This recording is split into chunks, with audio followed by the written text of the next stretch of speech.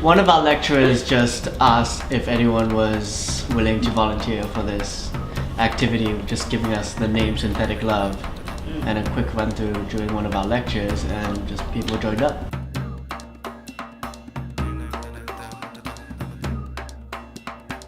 Yeah, we didn't really know exactly what would be involved. He showed us some pictures, and so we saw the costumes, and I thought they looked fun, but I didn't actually know what I'd be doing.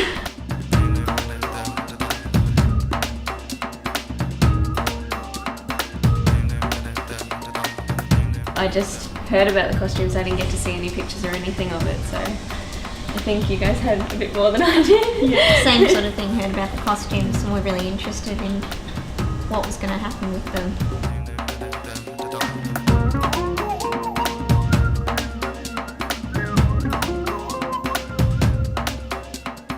The actual costumes felt so different to what we expected, I think. Did you guys find that material? It sort of feels like you're in someone else's body, so it's fun to just play around and dance. Yeah.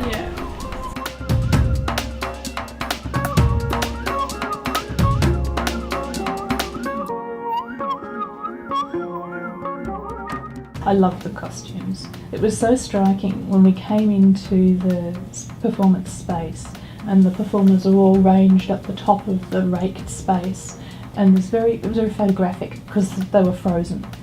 So I was sort of working my way through the lineup going, oh, that one's got a pregnant belly, you know, that one's got breasts on her head.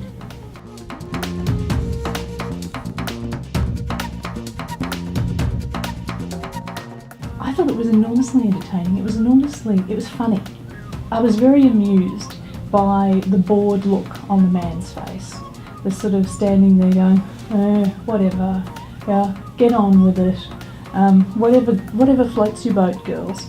And the sort of tying him up in his penis like this was funny at one level, but at another level there was a sort of a sense in which you could see the burden. You could see the burden of having a penis.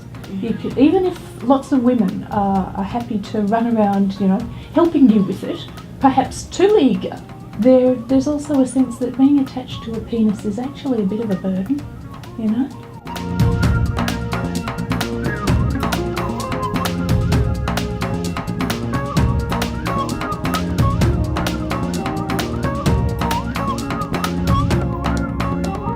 Very, very stylised, I guess, in some ways, depictions of, you know, sort of stereotypical female sexuality and what the media says is sexy, but completely undercut by, you know, the old lady with the long breasts or the pregnant belly, although that's also getting objectified in the media these days.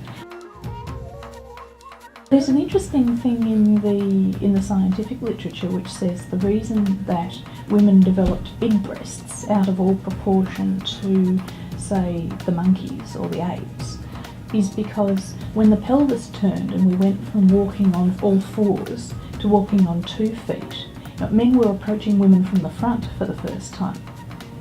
So effectively women developed bottoms on the front to attract men over an evolutionary period.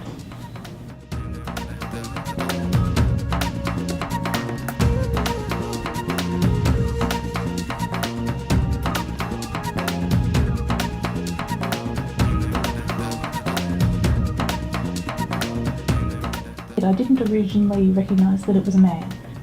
He wasn't portrayed as a sort of a hyper-masculine figure. He wasn't portrayed as a stereotype of desirable masculinity, whereas the women had many features of desirable femininity. And I suppose that's another question I would ask, was he being made fun of here? This wasn't about attractive women and attractive men. This is about attractive women and an ordinary man. I wonder.